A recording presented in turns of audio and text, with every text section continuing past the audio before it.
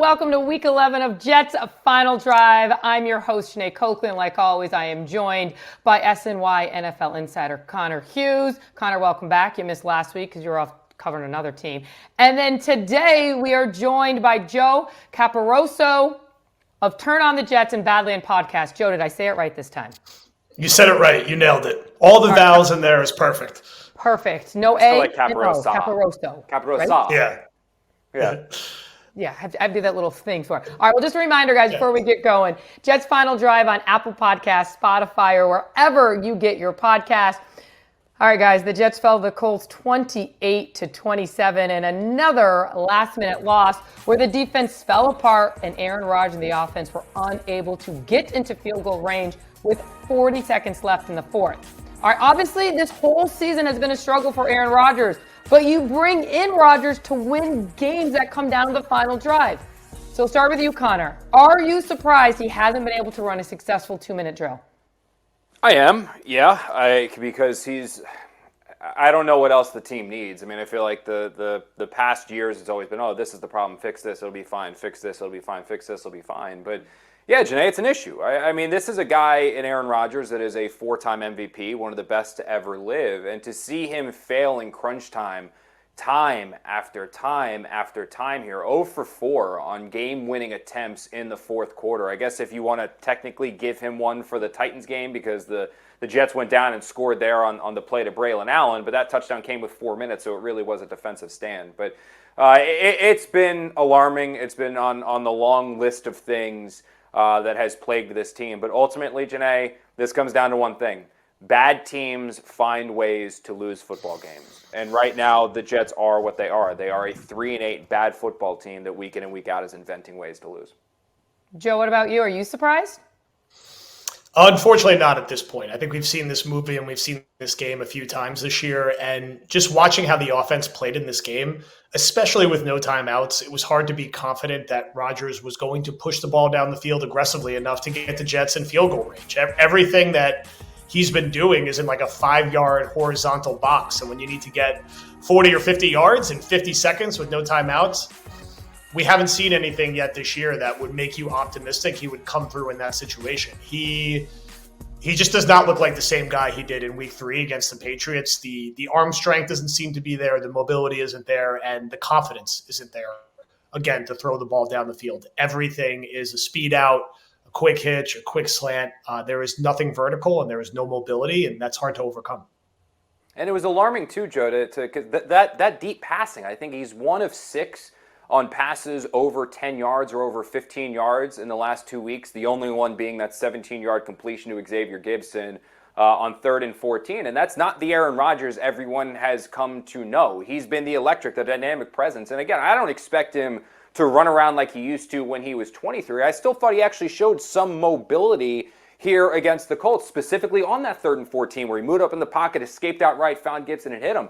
It's just the lack of vertical routes that they continue to lack and just not display or not even take the chances of. And I asked Rodgers about it after the game, and he made a comment about cover 2. But, Joe, the Colts aren't the only team in the world that runs cover 2. The Jets aren't the only team in the league that sees a cover 2, and you still see teams being aggressive, attacking down the field, using vertical routes, finding explosive plays in spite of that. I mean, you don't think teams are playing the Cincinnati Bengals with Jamar Chase and T. Higgins in a cover 2? Like, yes, they are, and Joe Burrow still finds ways to make plays. So I just think it's a weak excuse, and maybe it is what you said. Maybe the arm strength isn't necessarily there, or Rodgers, who has dealt with so many issues from the waist down, whether it's the knee, the ankle sprain, coming back from the Achilles injury, maybe he just doesn't trust his base to plant and throw deep down the field. I don't know what it is, but it really is holding the Jets back.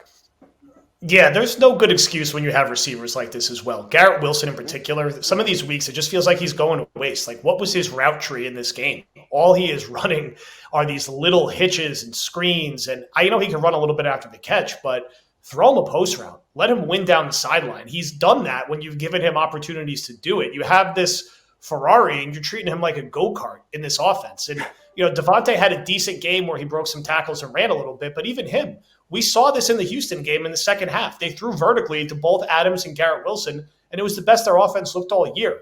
That is what today's NFL is. They'll draw penalties if they're not going to catch it. You have to find a way to maximize the talent you have. Garrett Wilson could still play. Breece Hall could still play. Devontae Adams could still play. They showed it yesterday, but you have to get the ball down the field. Otherwise, they're just too easy to defend. And they still scored 27 points yesterday, even in spite of all that. And it was not a good game at all from Rodgers. They're lucky that Breece and Devontae, particularly Breece, made some plays. But through 11 games, the excuses just isn't there. It looks, and this isn't, again, like, I don't want to be unfair, but Rodgers is playing like a guy who's very worried about his completion percentage and not throwing interceptions and not taking risks and not trying to make plays down the field. And, like, I don't care if his stats look okay on paper, 17 touchdowns, 7 interceptions, and a nice completion percentage. It doesn't matter if you're 3-8 and you can't beat the Colts and you lose by 30 to the Cardinals. It's just, there's no pop to the offense. If there's one thing I didn't expect, I thought they'd at least have an entertaining offense, even if it was erratic and they had turnovers.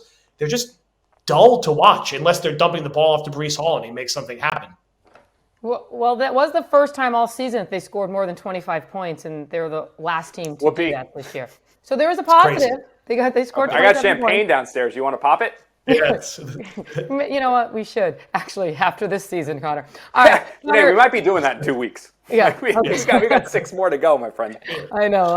If you have more than champagne, I need harder stuff than that, my friend. Anyways, Connor, you wrote an article for SNY.TV after the game yesterday about Aaron Rodgers' future with the Jets, saying that the stability and continuity are going to be the QB's deciding factors on returning. So where does he stand with the organization at this point today? Well, that's the thing, Jeane, is when he said – Aaron Rodgers is a very literal person, and it's one of the things I actually really enjoy about covering him is because he's never going to do what Brian Daboll just did on this conference call after the Giants benched Daniel Jones and dance around questions, not answer questions. You can throw him fastball, curveball, knuckleballs. He's going to go at every single one of them and be honest with everything he says. But what you ask him, he's also going to answer literally. So when Brian asked him last week, do you still want to play in 2005? And he said, I think so, yes. He was answering that question literally. He wants to play football in 2025. What he did not say is, I want to play football for the Jets no matter what. So I just dug a little bit this week. I tried to figure out what exactly was going on. And from my understanding, a lot of what he wants to do next year in 2025, specifically as it pertains to the Jets, again, it comes down to, like you said, like I wrote, it's continuity and stability specifically on the coaching and management levels of this organization, which makes a lot of sense because think about why Aaron Rodgers came to the Jets in the first place, guys, right? He came here because Nathaniel Hackett was here. He didn't want to work with Matt LaFleur anymore. Matt LaFleur gave him a brand new scheme from what he was accustomed to. He challenged him in different ways. Now, we can say like, okay, well, being challenged and running the scheme that LaFleur did also resulted in the 2 best years of his career, but that's neither here nor there. What he wanted was what he knew. He wanted what he was comfortable with. It's why also he brought the players who he brought with him to the Jets. If they go and hire a new general manager after firing Joe Douglas, that means a brand new viewpoint on this roster. If they bring in a new head coach, he's not going to keep Nathaniel Hackett and Todd Downing. He's going to bring in a brand new offensive scheme. In all likelihood, it's going to be a scheme that is predicated on motions, which is where the NFL is going. At 41 years old, that is not something that anyone I've touched base with believes that Aaron Rodgers is going to sign up for to get himself involved in. And from my understanding as well, the Jets, in that situation where they have a new head coach and a general manager, the Jets would also prefer a new coach or a new quarterback as well. Now, again, that doesn't mean that Aaron Rodgers is going to retire. I do believe he will explore other opportunities to continue playing in 2005 where he can find that familiarity. But with the Jets, it really is tied to continuity and keeping a lot of the pieces in place, which right now that seems asinine. Right now that seems crazy. And ultimately, I do think there's like a 1.5-2% chance that there aren't wholesale changes within the organization. But the one caveat is Christopher Johnson because his relationship with Aaron Rodgers is real, it's legit, and maybe there is a chance that he can convince him to come back no matter what. But right now, I'd say those odds are not likely. All right, Joel, do you want to see Aaron back in a Jets uniform next season? I think at this point, it's hard not to lean towards no because the Jets need a new general manager. They need a new head coach. They need a new offensive coordinator. They need a new special teams coordinator. They need a whole new coaching staff and probably an actual proper like VP of football operations to look at how their entire infrastructure is set up in the front office and just take a fresh approach on everything. And half measuring things is how the Jets got into this playoff drought and this mess, right? They fired Mike Tannenbaum but kept Rex Ryan. Now you're on different timelines. They didn't fire McCagnon and Bowles at the same time, so you're on different timelines.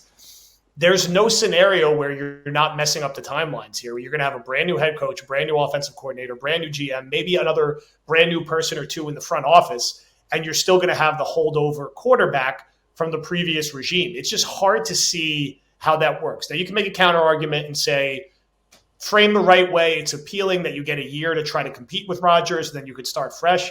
That's a tough needle to thread, especially for the Jets when you've been as bad as they've been for a long time. It makes more sense, I think, overall and on paper, just to rip the Band-Aid off, start fresh completely from this regime. If Roger wants to play somewhere else, you could help facilitate that. I don't know exactly where he lines up to go next year, but you want to start everyone on the exact same timeline and not have any bleed over from a regime that got 6 years and it just didn't work. And if Rodgers is on the team, he's going to be the center of the universe. He's Aaron Rodgers. He's the quarterback. How do you turn the page leadership-wise if Rodgers is still on the team? You can't count on your young players or other people to step into that role. It will be all about Aaron Rodgers. And that's just because of who he is. He's a Hall of Famer. He's a big personality. It feels like the timelines don't add up. And the only way it might have made sense, and you could have sold it, is if the Jets got hot down the stretch here. Okay, they won 5 of their last 7. There's signs of life. If we just look at the back half of the year, it's hard to see that happening. They feel like they don't even feel like a 7-10 team. They feel like a 4-13 team. And then how do you sell we went 4-13 when Rodgers played 15, 16, 17 games and we're going to do it again? You can't, especially when he's looking as old as he is. But the one flip side of all of this, Joe, and it's like, okay, well, Aaron, yeah, it doesn't make sense for the Jets to bring him back. They're going to move on. There isn't necessarily a player here that they have invested significant capital in that they can turn around and say, like, okay, well, when Aaron leaves, this is the guy we're turning it over to. There's no Will Levis on this roster. The Jets' backup quarterback is 35-year-old Tyrod Taylor. So if it's not Aaron, who is it going to be? Now, in the situation you just listed where the Jets are going to win 4 games, 3 games, something like that, well, they're probably going to be picking top 5. They can be in the realm of potentially a Cam Ward, a Shedeur Sanders, something like that. One of these quarterbacks, Milroe, one of these guys who are going to be in there. Granted, not nearly as good of a position, a draft class as last year. I was talking to Connor Rogers about that today. But still, you could theoretically draft your quarterback, find a veteran, move forward with the typical process that a lot of quarterback or teams do. However, if they do find a way to steal a game or two down the road, say they do win 6 games as opposed to 3 or 4, maybe they do get to 7 wins somehow, some way down the stretch because they do play some easier opponents. Who's the quarterback going to be? They're not going to go sign Sam Darnold. This free agent class, Russ Wilson's probably going back to the Steelers. Sam Darnold's not running it back with the Jets. Are you going to go sign Carson Wentz?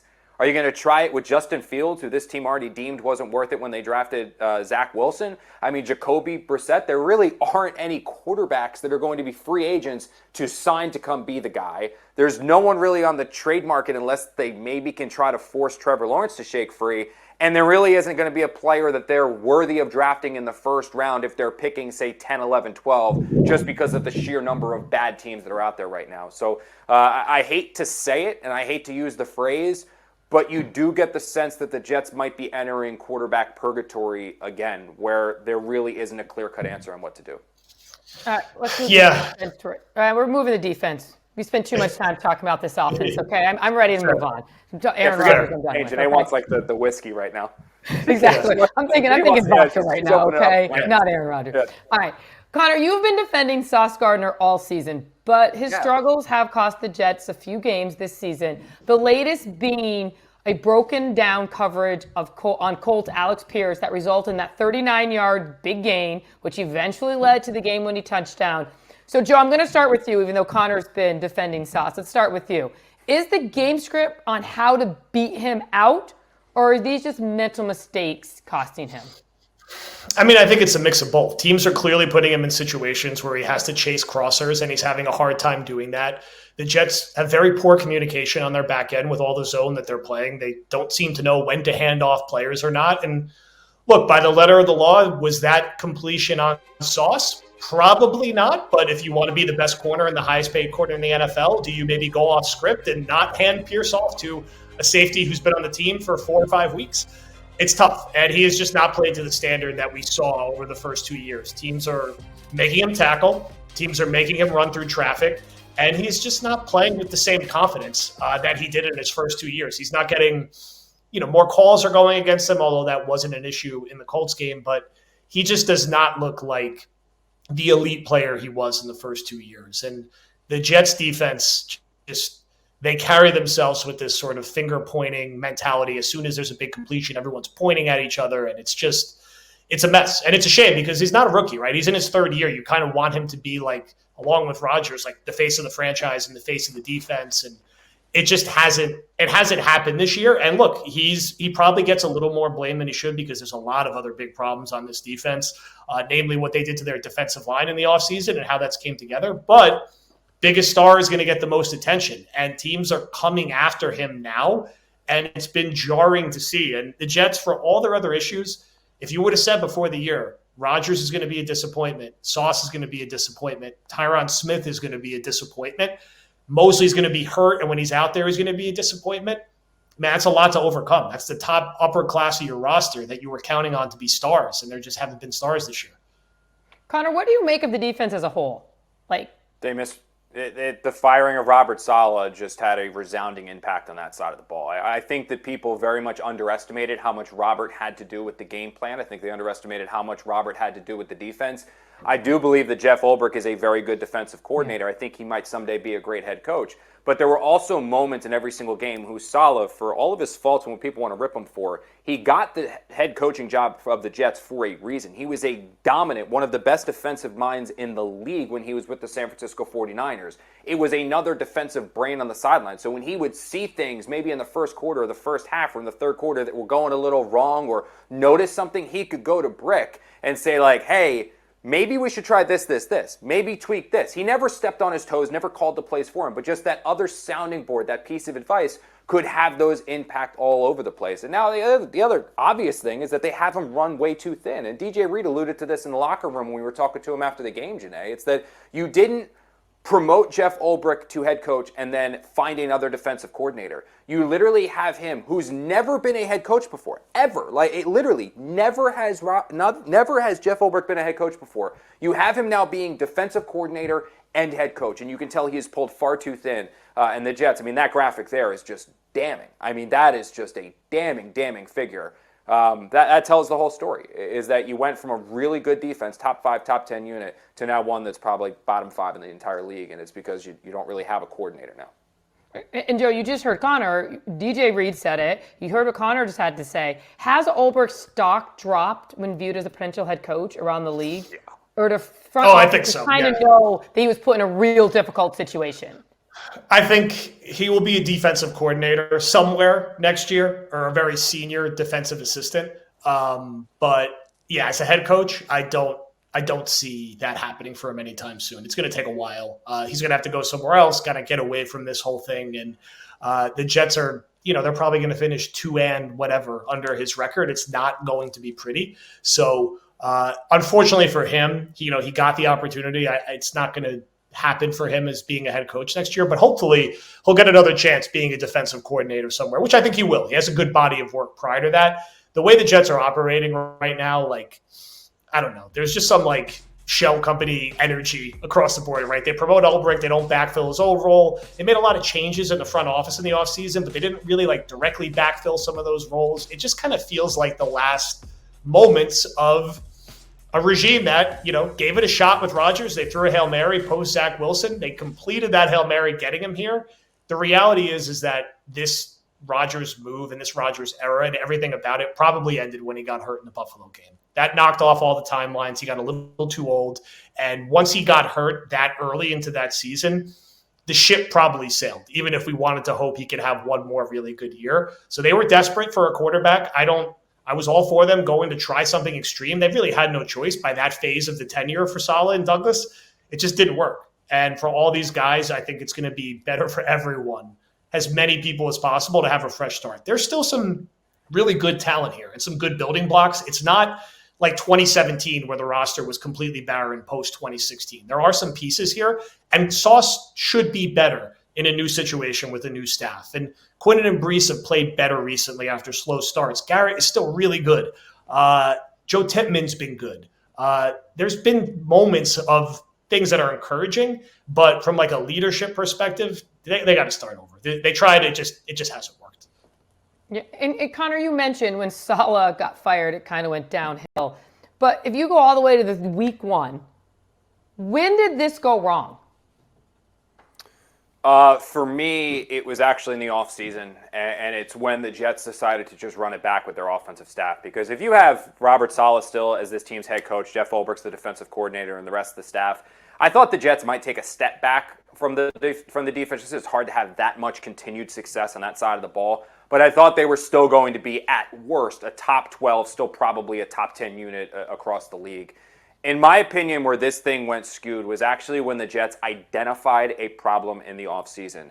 They made multiple attempts to go out there and add a senior offensive assistant to this staff. And that senior offensive assistant, he wasn't going to lead to Nathaniel Hackett getting fired. Hackett was still going to be the offensive coordinator, but this person was going to call the plays. And the reason why they pursued this candidate, Arthur Smith was the main one that they had atop their board. They had multiple conversations with him, was because this organization felt like Nathaniel Hackett had lost his fastball. That's a organization realizing after last year, we need a problem, or we have a problem. We need to fix this problem ASAP. When they weren't able to get Arthur Smith or any of the other guys that they ended up speaking to, they decided to just run it back with the belief that, yeah, Hackett might be a problem. He might not be the guy he once was, but don't worry, Aaron Rodgers is going to save us. Guys, this isn't baseball that you can run off of a spreadsheet. This isn't basketball where it's predominantly run by your star players being star players. Coaching matters in the NFL. When you are at such a substantial, stark deficiency on the offensive side of the ball, the rest of it is just going to spiral out of control. And Todd Downing really hasn't been any better. And if you really want to go all the way back, it probably started getting derailed when the Jets moved on from Mike LaFleur. Because when they fired LaFleur, and I'm not talking about LaFleur as this premier, unbelievable, great offensive mind. His offense has struggled, not when anybody other than Zach Wilson was under center, but still, he was not a perfect offensive coordinator in any stretch of the imagination. But when they fired LaFleur, when the ownership stepped in and said, we need a change here, it is not working, Robert Saleh knew it was going to be near impossible to get anyone who was anyone in this building. He talked to people. They were not taking his interviews. He was trying. I think the one guy that did was Monken, but even then was like, dude, I'm not taking this job. I just kind of wanted to talk to you. They knew that no one was coming up when there were major concerns at quarterback. There were major concerns with job security, and it could have been a one and done. The only one that they were able to get was Nathaniel Hackett, and as soon as they got him in the building, they realized there was a problem, tried to replace him after year one, couldn't, ran it back, and you saw this offense just whoop-de-whoop-de-whoop-de-whoop all the way down. And the offensive line's better, the playmakers are better, Breece Hall is healthy, 4-time MVP under center, and it doesn't matter because coaching matters, and the Jets don't have it. All right, well, Joe, then I'm going to throw it out there. Week 11, who's the Jets coach next year, week 1? I will say Aaron Glenn ends up getting the job. And I know Jet fans are going to be like, oh my God, a defensive guy. It's Robert Saleh. Yeah, it's Robert Saleh. And I'm not being biased towards Glenn just because he was a former Jet, although I don't think it's the worst thing in the world to have someone who has some understanding of what this franchise is about. I just think Vrabel, it's going to be very competitive. I would like to see them be very aggressive to try to get Vrabel or Stefanski if Cleveland does a flip and keeps him. Going to be a lot of competition there. I don't know if Pete Carroll's coming here at 73 when he started his career here. Ben Johnson's not going to come here. They're not going to pay the money they need to for him. Monken's not going to come here after 2019. So Glenn, I think, is going to come from a team that could very well win a Super Bowl this year, that probably has the best culture in the entire sport, learned under Dan Campbell. And again, it could be an offensive coordinator, it could be a defensive coordinator. Being a head coach is a completely different job. So if he hires the right offensive staff, could that work? Sure. And I'm not standing on a table saying he's the best hire. The reality is it's coordinator roulette. All these cool names that everyone never heard of until 14 months ago, Liam Cohn, Zach Robinson, everything. We have no idea which one of these guys is going to be the next Adam Gase, Robert Saleh, or the next Sean McVay or next DeMeco Ryans. But Glenn, I could see as sort of like a higher second-tier candidate that they're able to get over the line. Can he get an offensive coordinator that is someone the Jet fans are excited about? I don't want to keep naming former Jets, but people also keep mentioning Josh McCown as a potential offensive coordinator coming out of his experience. That's where I would guess right now. But I think if you were doing like betting odds as of today, the top of your list is like a mix of Vrabel, Carroll, Glenn, all the names that you're hearing out there. There's going to be a decent amount of competition overall. So as of now, I'll say Aaron Glenn, just because I think that ends up being the approach that they go with. All right, well, Connor, I think Aaron Glenn. Oh, you're going with you on? Yeah, I think Aaron Glenn makes a lot of sense. I don't think Vrabel's happening. I don't think Ben Johnson is happening. Matt Nagy was the name that Costello threw out there the other day, and I know that caused absolute hysteria, but I talked to him about it in the media room, and his argument made a lot of sense. It did. I talked to him too. Yeah, I mean, Patrick Mahomes is going to make the call to Woody, and he's going to kind of say, like, hey, this is what could be this is going to look good. You know, kind of flash back to when it was Peyton Manning making the call. Andy Reid can vouch for him. Former head coach, did get the Bears to the playoffs with Trubisky, but the one that really stands out is Aaron Glenn. I don't think Pete Carroll's happening. I do not think Mike Vrabel's happening. He's going to have way too many suitors that he would come here. I think Aaron Glenn is the one that makes a lot of sense unless he ends up in New Orleans because he has a lot of connections there, and they'll be looking for a head coach as well, and that's a little bit more stable. All right, so we threw out who's going to be the Jets head coach next year. Let's talk about the draft at Week 11. Why not, okay? It's obviously too early to talk about it, but the Jets will likely be getting top 5, top 10 pick. What are the Jets going to be looking for in 2025 in the NFL draft? Joe, what do you think? I mean, look, they should be considering drafting a quarterback, but it's not the best year to be drafting a quarterback. It's going to depend are they picking top 5? Are they picking top 10, as you said? Cam Ward seems to be the leader in the clubhouse right now, as the exception of a guy you would spend a high first-round pick on.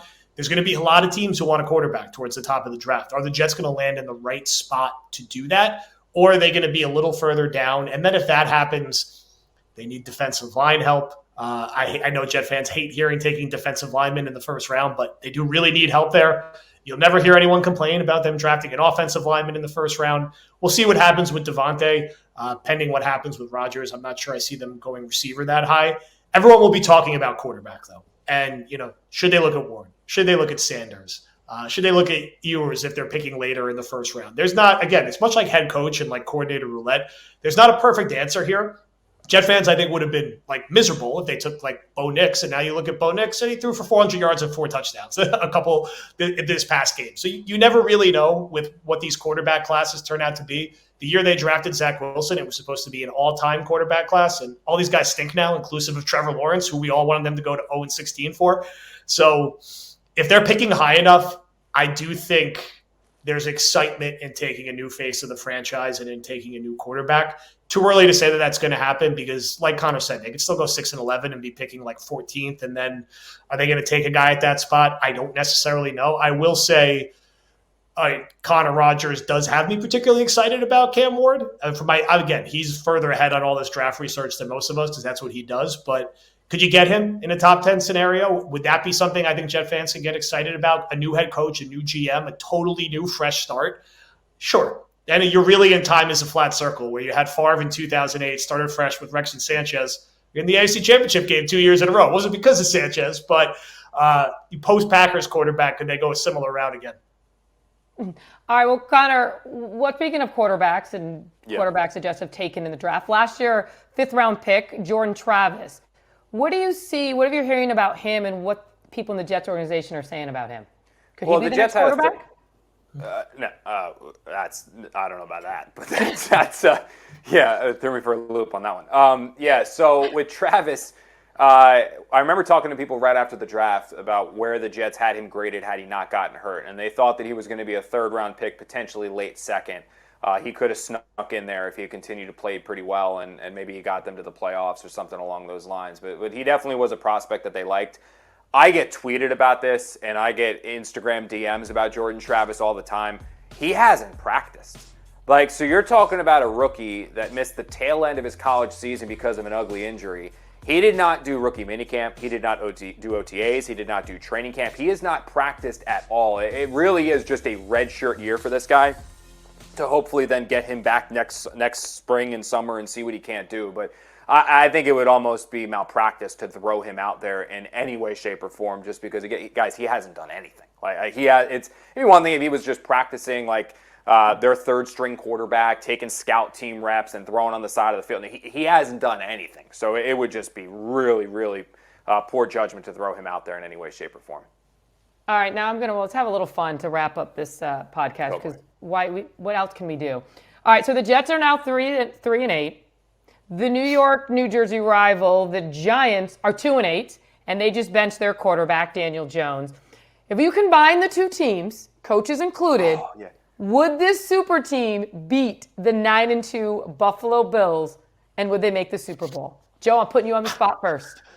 They definitely wouldn't make the Super Bowl. I don't think they'd beat the Bills either. Would they make the playoffs? Would they make the playoffs? It's probably an 8-9 team that narrowly misses the playoffs, I would say. It's not pretty across the board for both the New York teams at this moment. It's just there's a bad energy around both of them. So I think it's an 8-9 team. You have a much better defensive line with what the Giants are bringing to the table with some of what the Jets have, but it's ugly. And let's hope we can get back to the times where both these teams were competitive. But even combining them, they're both pretty damn far away right now. I don't know, dude. I'm optimistic of it. I kind of like the outlook. Somebody asked me about this in a mailbag because you got Rodgers at quarterback, Breece Hall at running back, Garrett Wilson, Malik Neighbors, Wan'Dale Robinson receivers, Tyler Conklin, left tackle Andrew, assuming everybody's healthy. So we're taking IR out of this. So you got Andrew Thomas, Elijah Vera Tucker, Joe Tittman, John Runyon then, right? And then Morgan Moses. I think that offense can score points. I mean, Brian Dable's calling the plays for damn sure. Like that, where the Jets' offensive staff. Is he forcing Rodgers to throw down the field to Neighbors at all? I think so. Yes. Oh, yeah, I think so. Yeah. I think so. I think he'd actually, give him a little bit something like Josh Allen. And then defense, yeah, you get some more meat in there. You put Quinnen Williams next. You're going to run the 43, right? I think we're going to do that. It just fits them better. But you got Will McDonald and Brian Burns. You got Quinnen Williams, Dexter Lawrence. Bobby Okereke and Quincy Williams, I think, is a pretty good pairing right there. And then, well, you're screwed at safety because the Giants' safeties are just as bad as the Jets. But then secondary is probably pretty good with the Jets' three corners. Not going to take any of the Giants, but Jets' three corners. Maybe Drew Phillips works in there as well. But yeah, I think that team can make the playoffs. If you put them in the AFC, they definitely can. They can be better than the Broncos. Yeah, not in the NFC. They'll make it in the AFC. No, they're not winning the division, but they can get in. They should get it. I mean, they're probably going to have a team that loses is 10-7 in that seventh spot, that seventh wild card. I think it can get in. Who knows? Once you're in the playoffs, anything can happen. All right, since Connor's a half glass full guy right now, I'm always a half glass full girl. Let's do something positive, okay? Give me one positive thing. It can be about this season or next season you see with the Jets. I don't even care who goes first. I will say Breece Hall is still awesome. Right? How easy did he make that touchdown look yesterday? It looked like he was playing like a peewee team. And he has a play like that once every few weeks where you're like, God damn, this guy's so good. Can we get him the ball in space more? Like, look how easy he scored that touchdown. And I know fans are not crazy about paying a running back long term, but he's a really unique talent. And I'd really like to see him in a normal offense because he took over that game yesterday. And can we get one game where he gets 20 carries? Hasn't happened yet this year. Can we have one game where he gets 20 carries for 210 yards and just goes insane? So that's a positive.